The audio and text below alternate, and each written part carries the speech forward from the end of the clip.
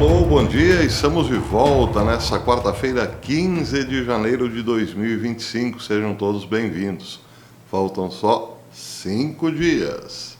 5 dias para a posse de Donald Trump. E, faltando apenas 5 dias para a posse de Trump, Joe Biden, o presidente aposentado dos Estados Unidos, resolveu tirar a ilha de Cuba da lista dos países patrocinadores do terrorismo.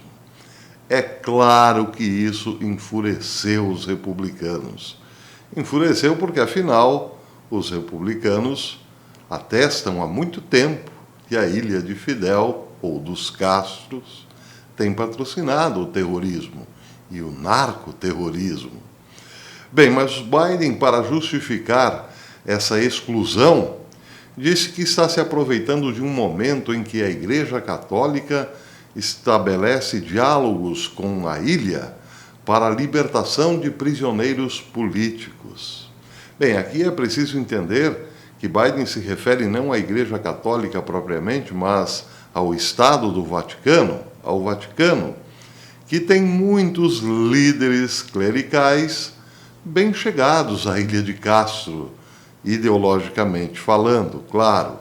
Bergoglio colocou marxistas, ou liberais, ou comunistas mesmo, como queiram, ou o pessoal da teologia da libertação, em postos-chave. E talvez seja por isso que agora exista um diálogo bem amigável entre o Vaticano e Cuba. Mas esse, claro, é um terreno bastante complexo. O fato é que a Igreja, sim, sempre se mostrou contrária às arbitrariedades, porque são anticristãs. A Igreja de todos os tempos sempre foi contra as injustiças, principalmente aquelas praticadas por ditadores sem coração, que aprisionam ou matam os seus oponentes políticos. Então é por isso que a questão é complexa, porque qualquer ação do Vaticano pode ser enquadrada, assim, como uma ação cristã. Mas acontece que, nesse caso, pode ser também uma ação política, para disfarçar um problema real e dar a possibilidade para que Biden, agora, no apagar das luzes, coloque um problema para Donald Trump, que terá que fazer todo o caminho desfeito por Biden, colocar de novo a ilha como um problema para a liberdade na América Latina e outras localidades, como bem sabemos. Então isso aí, um problemão para Trump resolver também nos primeiros dias. Outro fato interessante, eu falei na semana passada que a prefeita de Los Angeles, Karen Bass, foi inúmeras vezes para a ilha de Fidel. E quando Fidel Castro morreu, ela chegou a dar piti, com lágrimas, disse que Cuba e o mundo perdiam muito com o passamento de Fidel. Essa história é bem conhecida. Ela é considerada, claro, por muitos como uma agente cubana, porque participava de um grupo chamado Brigada Venceremos.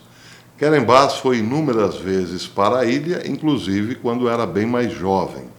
Agora, o detalhe que não sabíamos é que numa dessas viagens, ou em algumas delas, Karen Bass chegou a cortar cana para o regime de Fidel fazer açúcar.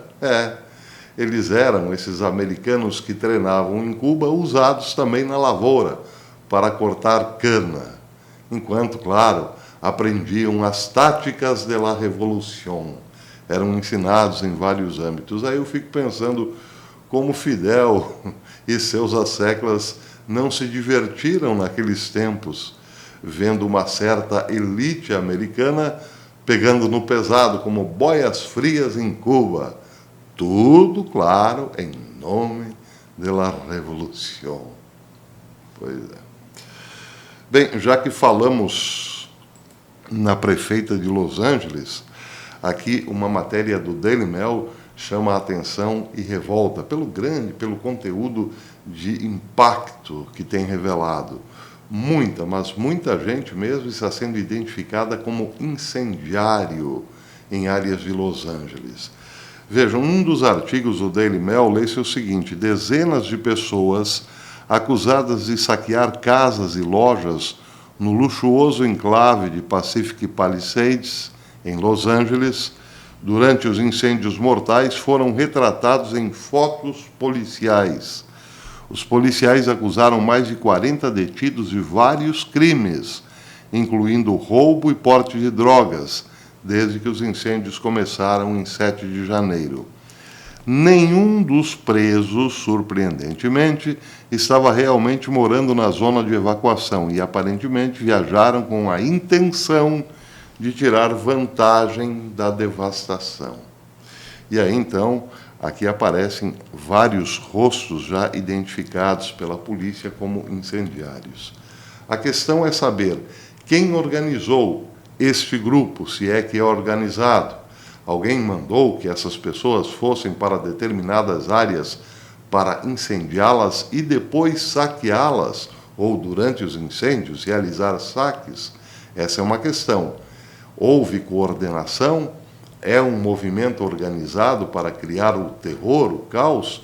Um caos tão profundo que a Califórnia levará muitos anos para se recuperar e pode, aliás, se estender para outras localidades, pode se tornar muito maior do que já é e, dizem, já é apocalíptico. Esse é um problema. Outro problema pode ser apenas as consequências de uma política que priorizou exatamente esses cidadãos, muitos não documentados, outros ilegais, em detrimento dos moradores, ou melhor, dos nativos ou dos americanos que pagam os seus impostos. Seja como for, essa é uma bomba que cai no colo de toda a esquerda, com Gavin Newsom, claro, à cabeça. Vamos aguardar.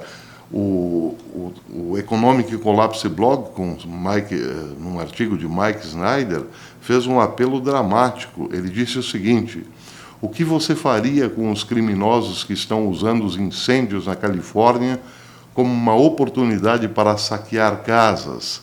E o que você faria com os criminosos que estão provocando mais incêndios? Não há palavras suficientes, diz Snyder, para descrever a imensa devastação que estamos testemunhando na área de Los Angeles. Milhares e milhares de pessoas perderam tudo e já está sendo projetado que essa será uma das maiores tragédias ou um dos maiores desastres e mais custosos da história dos Estados Unidos. É revoltante que existam pessoas por aí tão ansiosas para tirar vantagem do sofrimento dos outros, mas este é o mundo em que vivemos agora. Há dezenas de pessoas já foram presas e nos disseram que nenhum desses presos morava realmente nas zonas de evacuação. Então, isso aí. Muita gente pode estar achando agora que essa foi uma espécie de nova guerra ou uma janela de oportunidades para colocar soldados irregulares contra um presidente que é mal visto pela esquerda. Seriam os novos soldados da esquerda para causar terror, terra arrasada, uma vez que o candidato que eles não querem voltará ao poder. São questões realmente muito dolorosas para a América, que terá, claro, que encará-las de frente, pelo menos a partir do dia 20, já que, até lá, coisas estranhíssimas, como tirar Cuba da lista dos países patrocinadores do terrorismo, acontecem ou estão acontecendo.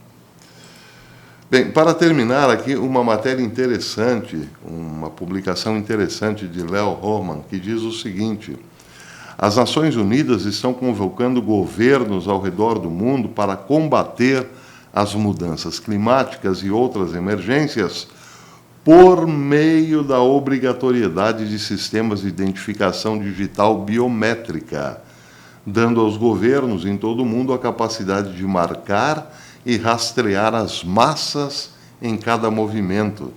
Diz Roman que os sistemas de identificação digital que já foram implementados em outros países geralmente estão vinculados a sistemas financeiros, permitindo que o governo monitore os hábitos de consumo e os movimentos das pessoas, os deslocamentos. A identidade digital biométrica exige que o destinatário carregue uma digitalização facial, digitalização ocular, digitalização da palma da mão ou outro identificador exclusivo, que é então integrado a um sistema central e rastreado por um aplicativo no celular da pessoa. O plano é colocar, eventualmente, esse dispositivo de vigilância sob a pele, como o historiador israelense e conselheiro do Fórum Econômico Mundial, Yuval Harari, declarou repetidamente. Para aqueles que não acreditam nas profecias bíblicas, está aqui um motivo para rever os conceitos, né? Principalmente o do 666, né? Está lá no capítulo 13 do livro do Apocalipse. E, em relação a esse tipo de fiscalização, principalmente financeira, parece que até mesmo aqui no Brasil já estamos acordando para essa realidade. Ela, ao que tudo indica, virá. Queiramos ou não, faltando 5 dias ou não, porque, diz Roman, é bom também não pensarmos que o loirão resolverá todos os problemas. Não é bem assim, não. Apesar de representar uma grande mudança e um entrave no projeto globalista, nem tudo será possível desmanchar. Ele diz que, apesar de Trump, esse pessoal aí da ONU, os globalistas, o Fórum Econômico Mundial, a União Europeia, continuam avançando.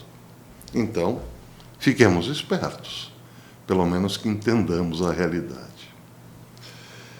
Quero avisar aos amigos que eu estou encontrando muita dificuldade para responder os comentários. É claro, eu não consigo responder a todos, mas muitos que me escrevem, eu respondo, principalmente os membros do canal. Mas eu tenho encontrado muita dificuldade, talvez por um fluxo de rede muito grande, pelo computador. Para mim é mais fácil responder através do celular. É rápido, não demora muito. O problema é que eu tenho dificuldade para lidar com as teclinhas pequenininhas do celular. Então, muitos ficam sem resposta. Eu peço a compreensão dos amigos. Quem sabe esse problema seja solucionado em breve, então voltaremos à normalidade. Mas, por enquanto, fico sem responder muitos dos comentários. Mas, pelo menos eu deixo o coraçãozinho, não é? Então, peço que me desculpem. Se você gostou desse vídeo, deixe o seu like e verifique aí se você ainda está inscrito no canal. Se não estiver, inscreva-se novamente, acione o sininho para receber as notificações dos nossos vídeos. Até depois, se Deus quiser.